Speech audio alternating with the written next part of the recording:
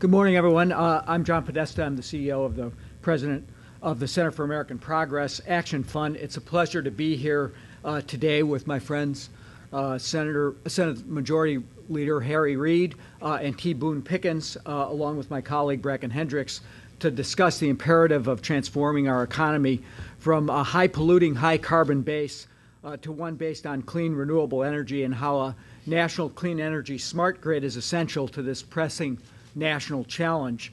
Specifically today, the Center for American Progress is releasing a report entitled Wired for Progress 2.0, which is an updated version of a report we put out in February at the Museum. That event, the National Clean Energy Project Summit, brought together an influential group of leaders, including President Bill Clinton, Vice President Al Gore, leaders from Congress, the Obama administration, business, labor, and the advocacy world to refine and advance the policy agenda in support of a clean, reliable, efficient, and intelligent electricity infrastructure for the 21st century to cut carbon emissions and to end reliance on foreign oil. This new report incorporates the product of that discussion. A lot has happened since that event. Senator Reid has introduced major transmission legislation, which he will discuss. Senator Jeff Bingaman is beginning the markup of comprehensive energy legislation in the Energy and Natural Resources Committee. And just yesterday, the House Energy and Commerce Committee Chairman Henry Waxman and some of his colleagues released a draft bill to reduce global warming emissions. The House and Senate are both talking seriously about moving a renewable portfolio standard to get significant amounts of our electricity from renewable resources like wind, solar, and geothermal. To do this will require an expanded and modernized grid. Meanwhile, our economic situation remains sobering. In February alone, the American economy shed 651,000 jobs, the largest one-month fall in employment since 1949. That means that total job losses have reached 4.4 million since the recession began in December of 2007. These two issues, the status of clean energy and climate legislation and the state of our economy, are interconnected because the transformation of our outdated energy infrastructure to new platforms of efficiency and reduced carbon emissions represents the great potential engine for economic recovery, for job growth, for innovation, and for long-term sustainable growth for our economy. President Obama and our congressional leaders recognized this nexus when they included in the stimulus package an unprecedented $90 billion of investments in clean energy programs, including $17 billion in spending and loan guarantees for smart grid technology, utility-scale renewable energy generation, and thousands of miles of new transmission lines to bring these clean electrons to market. Investments in low-carbon infrastructure have greater net benefits than alternative strategies for economic stimulus because they boast high domestic content, are skill and labor intensive, have a large employment multiplier effect, and create good local jobs that can't be outsourced. Moreover, a good mix of direct spending, tax breaks, loan guarantees, and matching funds will help attract additional private investment at a time, obviously, when credit is tight. The influx of stimulus money to help transform and rebuild the electricity grid is a solid down payment on the transition to a low-carbon economy, yet recovery funds are only the beginning of a much larger effort. Those are the efforts that are going on in Capitol Hill today. The revitalization of the national interstate transmission grid will require a major infusion of private investment, which has been waiting on the sidelines, really, for the proper policies to be put in place. And hopefully our report, Wired for Progress 2.0, which lays out the broad outlines of what a policy framework to build the national clean energy smart grid should look like, will help get that process moving forward. It's an urgent need to put that policy framework in place. First, we critically need a major infrastructure project to revitalize the economy. As I noted, like the national highway system did decades ago, a major strategic public investment can lead to greater innovation and new waves of private investment.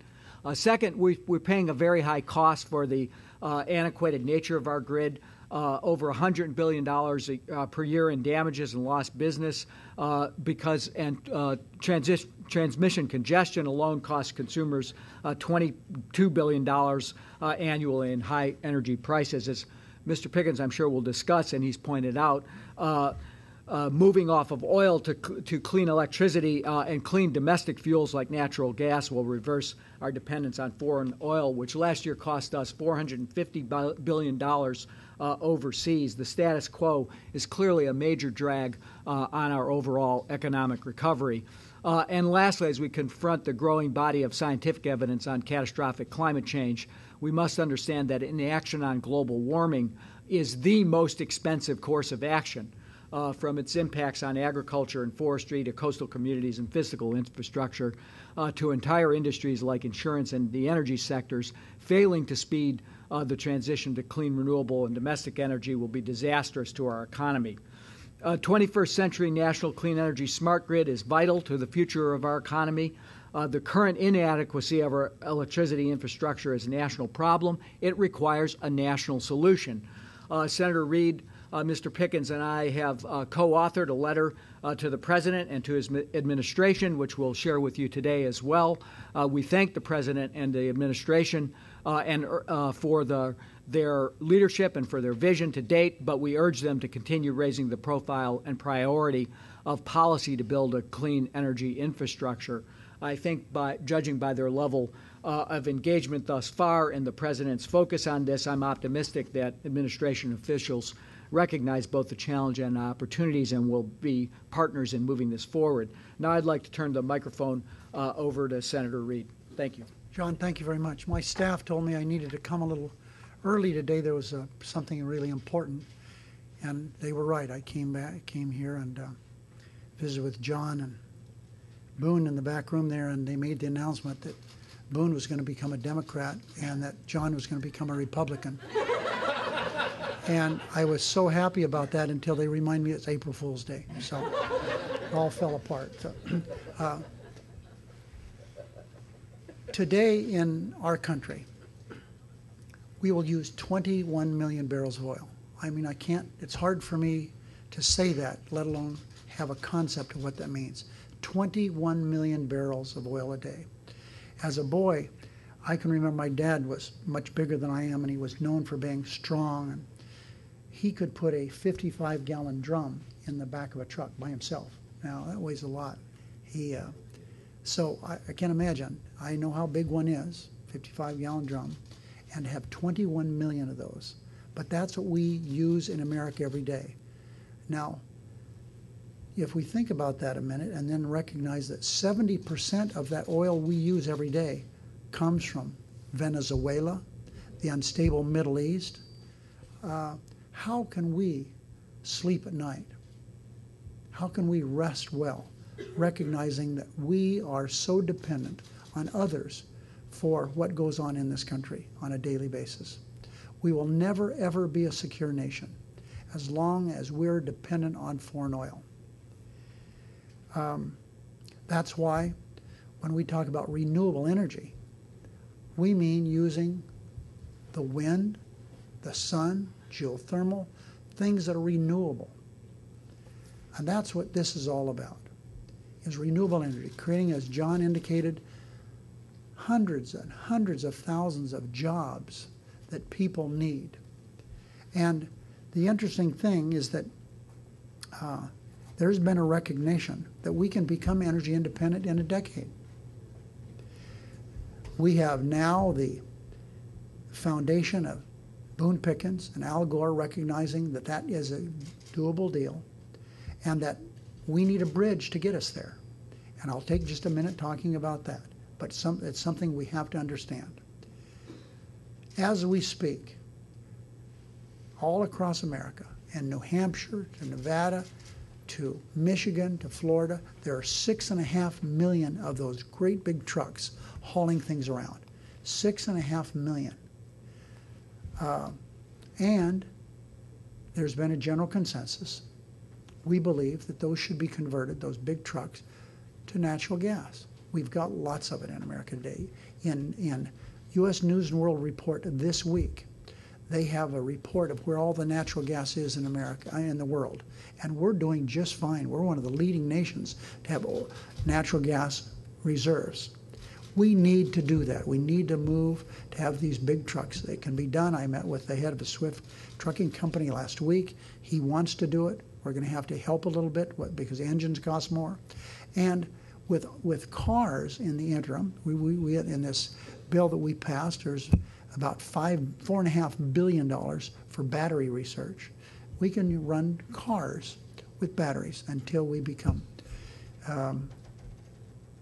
energy independent. That's how we get to the 10 years. Now, we can come back here a year from now, 2 years from now, 5 years from now, and give each other high fives. We're doing great. Things are wonderful.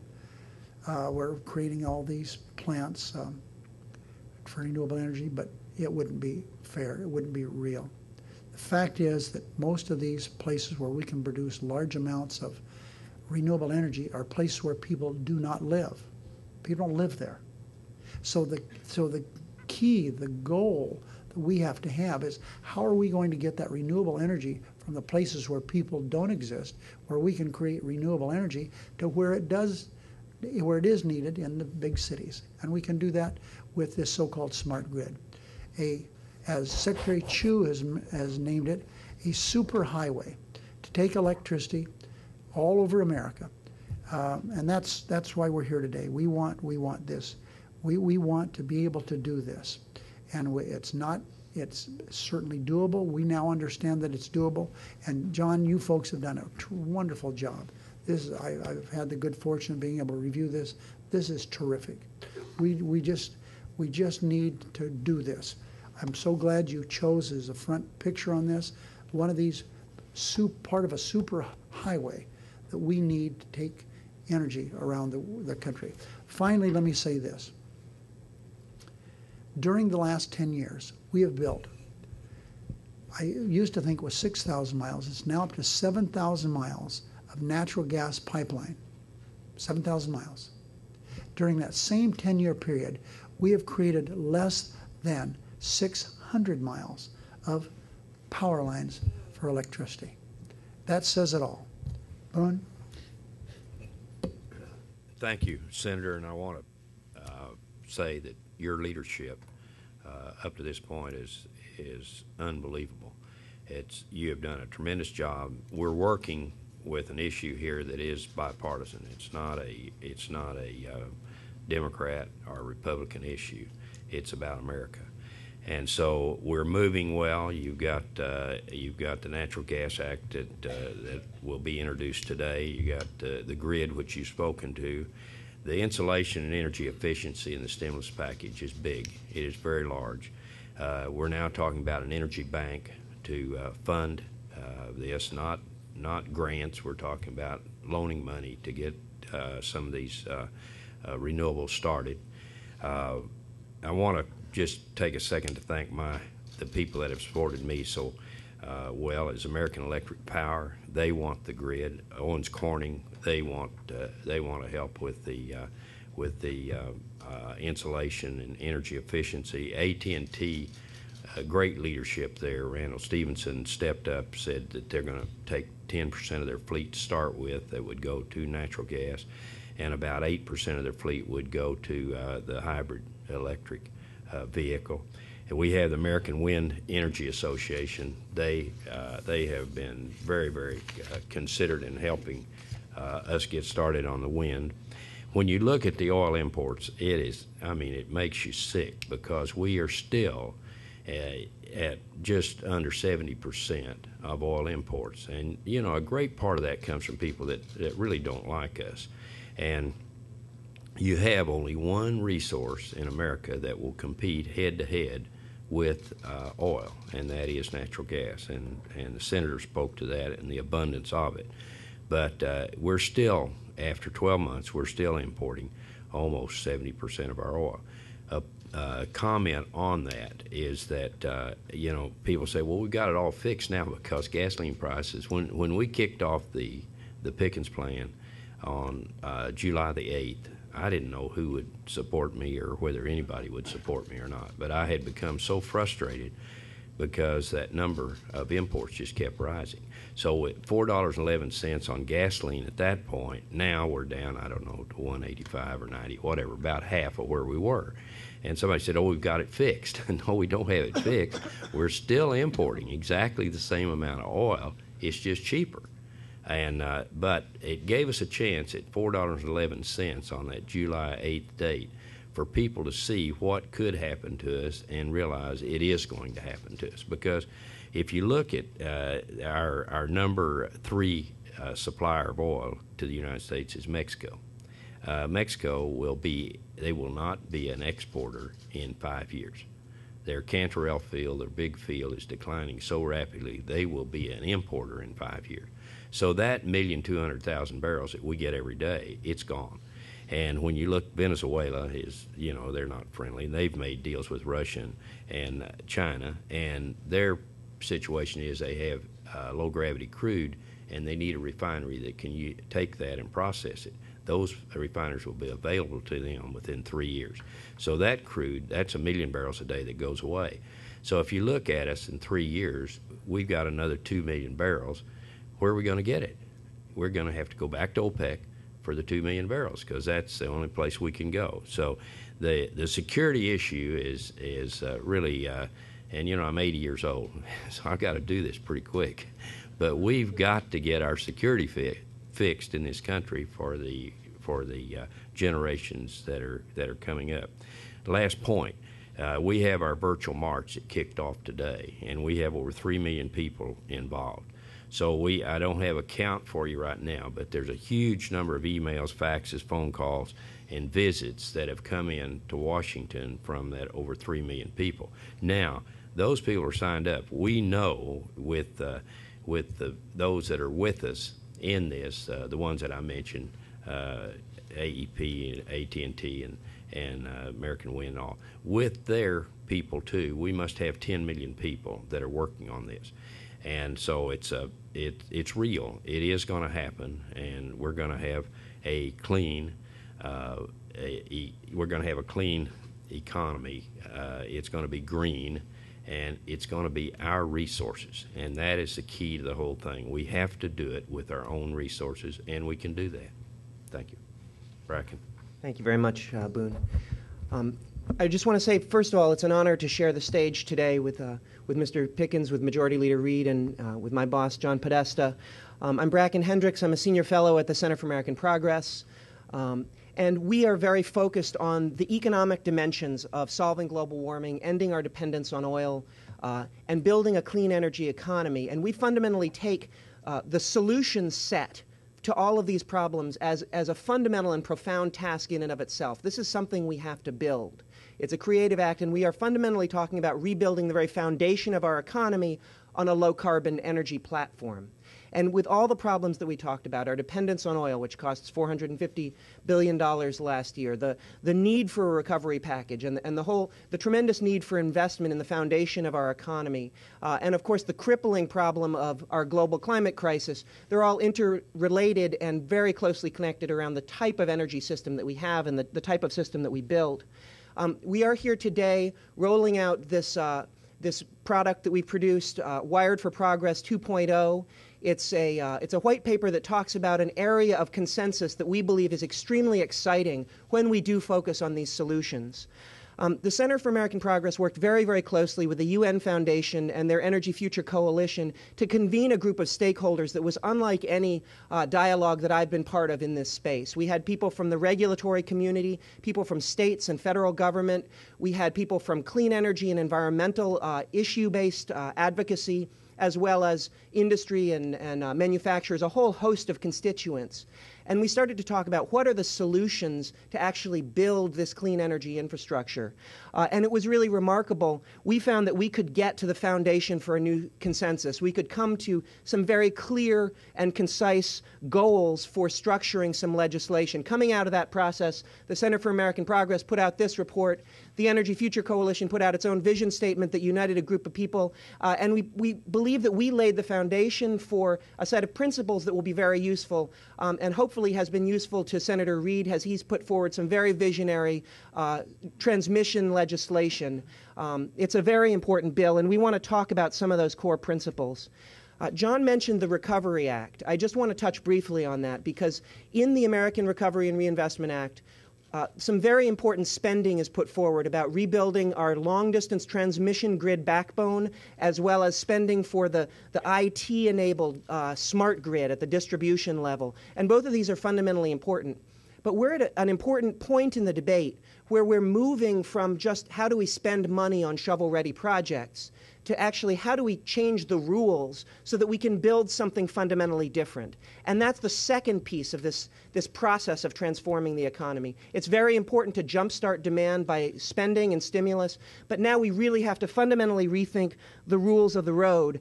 And we're at a very interesting moment in this debate. Another centerpiece of our dialogue was that when we combine solutions, we can come up with better solutions. And we're at a moment in the national political debate where we're talking not only about a transmission bill to build these high-tension wires that Senator Reid spoke so eloquently about, but we're also talking about a renewable energy standard and energy efficiency standards and fundamental legislation on climate change. And when you put these things together, you can actually unleash millions of jobs. You can unleash very, very substantial new economic activity in manufacturing, innovation, new construction, and you get a very different set of constituencies that are fundamentally around the economic opportunity of building this clean energy foundation. So we believe that a rewired grid, specifically for the purpose of bringing clean energy online, has very important things to offer to the utility sector, to people in the power industry who need this power, to the renewable energy industry who want to build the windmills and the concentrated solar panels, to the environmental movement who want the environmental protection, to the labor movement who desperately need those jobs, as well as to consumer protection advocates who want to find the lowest cost solution by sharing the costs broadly across our entire society. So it has a very important consumer protection dimension as well. So in our report, and hopefully you'll look at it, we really boil this down to four key things that we think are central to the debate. And I want to salute Majority Leader Reid for his legislation, which really captures all four of these pieces. But there are also other pieces of legislation moving forward. Senator Bingaman, Senator Dorgan, and in the House, the Waxman and Markey climate bill has important pieces about planning and the smart grid as well. So these issues are clearly out there in the debate right now, but we want to flag particularly that we need planning that is very inclusive and plans our infrastructure to the resources that we want to access. We have a very fragmented system right now. We can solve that problem. We need siting. We need stronger authority. That's going to take some federal action, but it also has to have a strong and meaningful place for states and communities to express their will in the process as well. This is a solvable problem, and we believe the political will is there to get there. We need broad cost allocation so these costs of the investment are shared across the entire economy, across all ratepayers in all states, and no single part of the economy bears the costs of this infrastructure. It's a national priority. It needs a national solution. And ultimately, it has to be green. One of the real important purposes of this is to get renewable energy online, to cut our carbon emission profiles. Again, there's a number of ways you can get there. You can look at the carbon content of the energy that goes online. And of course, the electricity on the wires is colorblind. It'll flow anywhere. But you can control whether you're connecting renewable energy or how you're managing the grid to make sure it has green attributes. And that needs to be done. And lastly, there's three other things that just have to be part of the mix. We need to make sure this creates good jobs with meaningful standards. We need smart information technology on that grid system. And ultimately, we need to ensure cybersecurity and some of the very important provisions to make sure that this is a secure grid as well. So lastly, this is a national problem. It needs a national solution. And clearly at the table today, we have tremendous national leadership and national political will to get this job done. The grid is a critical bottleneck to getting off oil, to getting off carbon dependence, and to building a better economic future. Thank you for coming out today. We're now going to take some questions, and we have a mic. I'm going to start with reporters, if there are reporters in the audience that have any questions. The lady in the second row. And please identify yourself. I'm Mariah Blake, and I'm with the Washington Monthly, and this is either for Mr. Hendricks or Senator Reid. I'm wondering what beyond providing federal funds can be done on a federal level to encourage public utility commissions to invest in smart grid technology and to adopt systems that enable the smart grid to be fully functional, like time of use pricing and integrating distributed generation. This is very, very important. There's a couple barriers to the smart grid that we need to understand. The first is just about the cost of making these investments, and this is why a broadly shared strategy is so important. Public utility commissions have a responsibility for looking at the cost benefit to their customers if they're going to increase the rate for paying for these new infrastructure investments. But a lot of the benefits of a smart grid system are broader. They're external to the society at large. Greater system reliability, more efficiency, fewer emissions, and a much more robust and resilient grid. So clearly there's a national purpose and a public purpose in actually getting this built.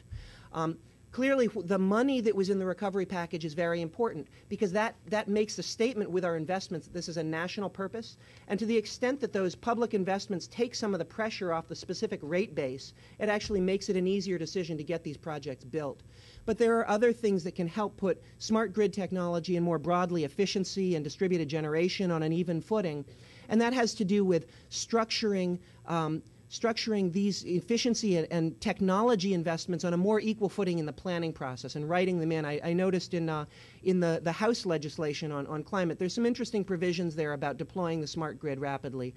And there's also work that can be done around manufacturing appliances and getting the automobile fleet ready to be part of this really robust information-enabled grid system. So in our planning and our regulation, within our incentive system, we can drive a lot more private capital because this ultimately is going to drive a tremendous new amount of industry-led investment, and we need the incentives to be aligned. So there's a lot of points of entry. One thing that we have to understand that has to happen is the same thing that happened with railroads.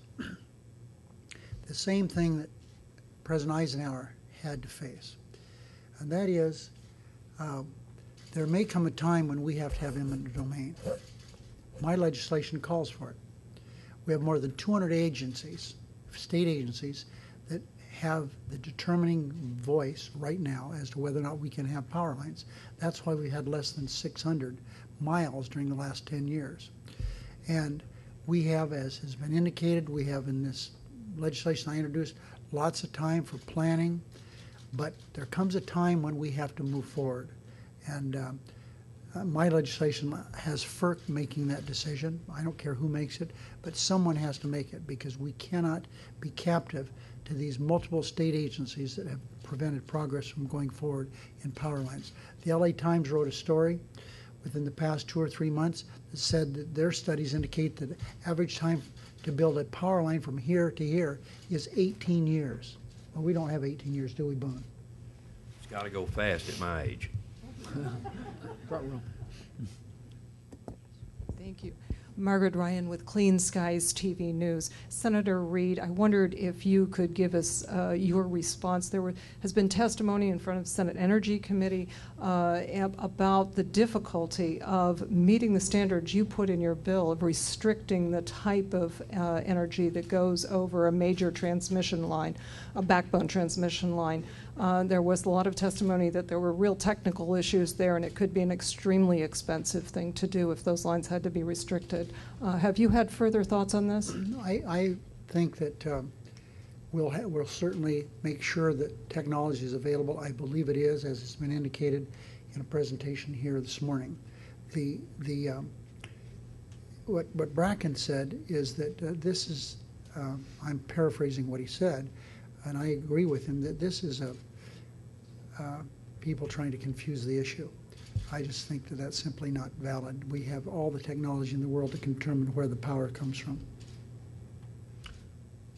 Next. Thank you. Len Goddard with BNA. Senator Reid, on climate change, do you think you'll have the votes in the Senate to get a climate change bill through this year? And specifically on substance, the issue of allocating permits, should it be a 100% auction like the administration prefers, or is there some flexibility there that you see? I think there's a lot of flexibility. I had a terrific meeting yesterday with 10 Democratic senators who are concerned about their states. Ohio, Michigan, Indiana, states are heavily dependent on coal, and we're going to have to work with them. And there wasn't a single senator there of the 10 that didn't want to have a global warming bill. But we're going to have to make sure that what we do doesn't devastate an economy, and we can do that in many different ways. So we're in the process now, and I think what the House is going through is will be very educational for all of us. Henry Waxman from California, Nancy Pelosi from California, everyone thinks that this is going to be some wild bill based on the fact that California has some very, in my opinion, good environmental laws, but people are afraid that this bill is going to have California written all over it. Listen, these congressional districts are concerned about the same thing my senators are concerned about, and I think we're going to be surprised at how moderate the bill will come from the House. Moderate but good. I just would reiterate one thing I said earlier, which is the cost of doing nothing far exceeds the cost of acting in this area. This is long-term sustainable economic growth is dependent on moving the economy from a high carbon to a low carbon base, getting off the dependence on oil from abroad, and investing in these new cleaner technologies. You know, John, and everybody here at the table and everyone in the audience, we focus on the terrible thing that's happening to our world with global warming, and it is awful. But separate and apart from that, we have to move forward on this just because of the security aspects of it. Could I comment about that? I see it from a little bit different angle because, you know, I live in Texas, but I am in good communication around the country because of this Pickens plan, because it put me in touch with a lot of people. We've had over 50 town hall meetings.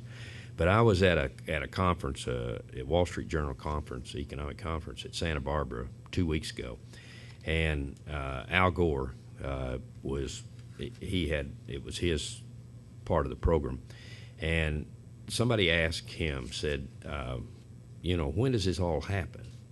How does it come together? And, you know, you go around and people you know, applaud you and sign up with you and believe that global warming is real and it's going to happen. And he said, let me say this. He said, in politics, which of course he has a great amount of experience, he said there's a tipping point that comes. And I had started to feel this because from our polling and talking to people around the country, they're getting very, very concerned. And for a lot of reasons, not just global warming, but they're also the security issue is big to them. But Al said there's a tipping point, and he said if you go back to the civil rights problems that we had in the 60s, and when they turned the hoses on the people in Alabama, I believe, in a peaceful march, he said that was a tipping point because their children said, you know, why are they doing that? Because these people are not causing any problem. And he said the parents couldn't answer. And the parents started to think, what is going on here? Why are we doing this? And Al said, I think we're at a tipping point on these issues, and I think that's the case. And when I hear the senator say, you know, he talks to different of his colleagues and all, and that this is not, I think this is a time where everybody is going to work together. I truly believe that. And they're going to come together. It's going to be a realistic approach to a huge problem or several problems that we're faced with in America. I think all of that is good, but I think Gore's right that we are at the tipping point. The American people want it, and it's going to happen. Third row. I'm Aaron Weiner with the Washington Independent. And Mr. Pickens, you mentioned before and just now that you think this is going to be a bipartisan priority. But just given what's happened with cap and trade, that the Republicans have labeled it an energy tax, and the fact that that this plan, the smart grid, will in the short term raise energy prices, do you not think it likely that the same kind of thing is going to happen? And Senator Reid, I mean, I'm curious too if you think this is something that should be packaged together with cap and trade, since in order to make it truly green, it needs a climate element as well, or if you think that it should be tackled as a separate priority. Thank you. My original plan was to do first the renewable portfolio standard, efficiency in utilities, building codes for construction of new buildings, and that package, and then do the smart grid as a second package, and the third would be the global warming. But the Energy Committee's had trouble getting a bill out of the committee. It's taken too long. My window of being able to do that separately was during this work period. And the House is going to finish their bill by Memorial Day. So I think that it's to everyone's benefit that we follow what the House has done. I think that there are a tremendous number of players who are going to be involved in all three aspects that I've just outlined, all of whom have different ideas as to why this legislation is important. And it's through that you get big pieces of legislation done. Legislation is the art of compromise, consensus building, and I think we can do that. I have hope and confidence that what has been done by, hopefully me reaching out to the Republicans as the leader of the Senate, and with what Obama has done reaching out to Republicans, there may not be short-term gain, but I think there's going to be a lot of long-term gain if we continue doing this. And I think something as important as global warming should not be a partisan issue. Boone, anything to add? Why don't we take one last question from the woman in the second row? Sure. Amanda DeBard with the Washington Times. I'm wondering if natural gas can be the bridge to the future that all of you spoke about if the proposed drilling fees in the Obama budget pass. I didn't understand the question. Can gas play as big a role, I think, in the future in the energy mix if the fees in the Obama budget pass? Well, you have to, if you're going to reduce foreign oil, you have only one resource. That's it. There's only one resource that you have here that can do that, unless we find some great amount of oil, which that is not going to happen. We've found the big oil fields in the United States. So you're going to have to do it with another resource, which is natural gas. So if you truly want to reduce the dependency, and of course to me, that's my number one issue is security and dependency on foreign oil. And you say, well, you're just going to get us on another hydrocarbon is what you're going to do, and that hydrocarbon is finite, so we're just back in the same spot again. It's going to take a few years, but we'll be dependent on gas from someplace else. Not so. We have the gas, but don't have the idea that the natural gas is going to be a fuel forever. That isn't the case. The way I see it unfolding is that you're going to go with the renewables. That's good. We need to use our own resources, and they're some of the best. So we're developing that. We're not there yet as far as how good we can be. Once we get tasked to do this, which we never have, that's never happened in America, that we've been tasked to solve our energy problem. Why? Because it was cheap oil. It was cheap oil. Now we understand that the oil is coming from someplace that makes us very uncomfortable. So we're going to fix it. So you go with the natural gas, and you do it with, Senator Reid said, you go with the heavy duty is where you go. That's the biggest users.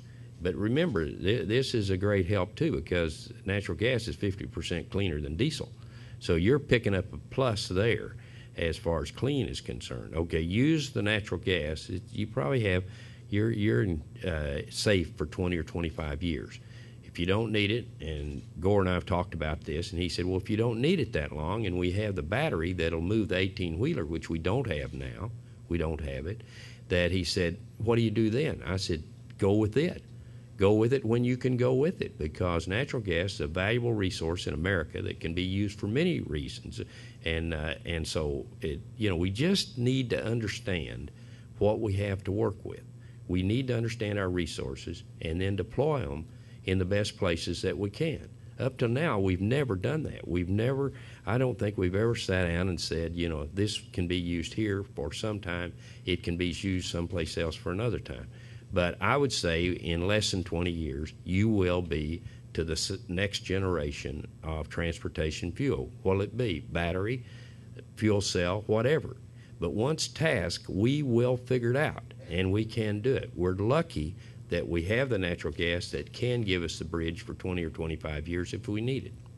think we all share that vision and assume that we need the right mix of policies to get us towards that bridge to the future. I think there's been, I'm going to give the Senator the last word here, but I think there's been a lot of discussion. There's a lot of analogy to building out the national highway system in the 1950s under President Eisenhower and in the 1960s. I think maybe a different analogy is to think about the internet and the public investment that went into the internet and the enabling technologies that went to the edge of the cloud, if you will, to the level of innovation that came in. And that's really what this discussion about the smart grid and these technologies is all about, which is to enable that tremendous level of innovation and efficiency that's both at the consumer end and the consumer level, but also getting these major amounts of new renewable energy that are stranded right now to the market. And that's why I think that the provisions that are in Senator Reid's bill are so exciting, because that's really what it is able to do. It enables that power from wind and solar, from solar in the Southwest and wind in the Midwest, from geothermal resources to get to market. So with that, let me turn it over to Senator Reid for the last word. John, I have nothing more to say other than thank you very much for your involvement. You were terrific in the summit that we did in Las Vegas in last August, the one we had here in December, and the work done under your direction by Bracken Hendricks is just outstanding. He is a real talent and a real resource. And of course, Boone, one of the positive, good things that happened in my life the last year and a half has been getting to know you. You're a dedicated person trying to change our country. I have great admiration for your having decided you wanted to do that. Senator needs to get back to the Hill, but we'll stay around if anybody has additional questions. Thank you.